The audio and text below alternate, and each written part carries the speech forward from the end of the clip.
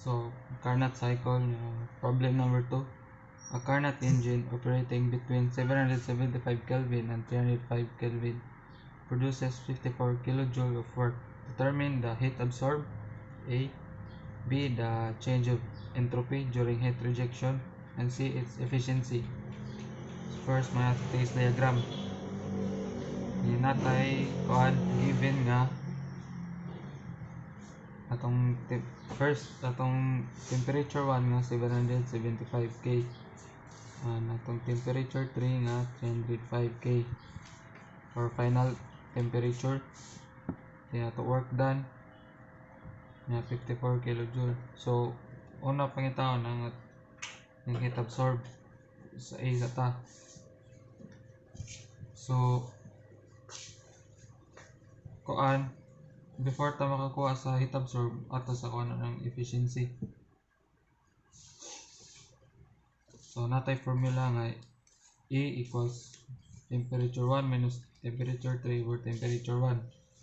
So ato na i-plot na ato temperature 1 nga 775 K minus 305 K over temperature 1 775 K. Mo answer tao 0.6065 or 60.65%. So after ni makakuha na to sa heat absorb. Ang formula sa to heat absorb kay the work done over the efficiency. So namatay work nga 54 kJ. Sa pinato na over the efficiency nga kani or kani gamiton 0.6065. So mugawas ang answer nga 89.04 kJ. Then sa B natay heat rejected. So heat rejected. So natay formula ni nga QR equals itong heat absorbed minus the work done. So ato i-plot. So itong QA nga 89 kJ minus atong work done nga 54 kJ. Ang answer taog kuan negative 35.04 kilojoules. Then so diha pa ta makakuha sa kuan change of entropy.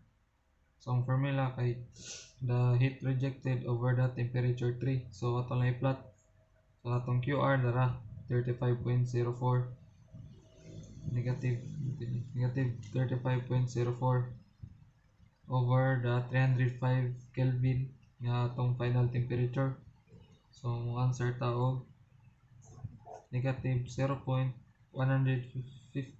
kJ per Kelvin. So sa last atong C atong efficiency. So ato naman na solve sa part A. So dara yawan 0.65 or 60.65%.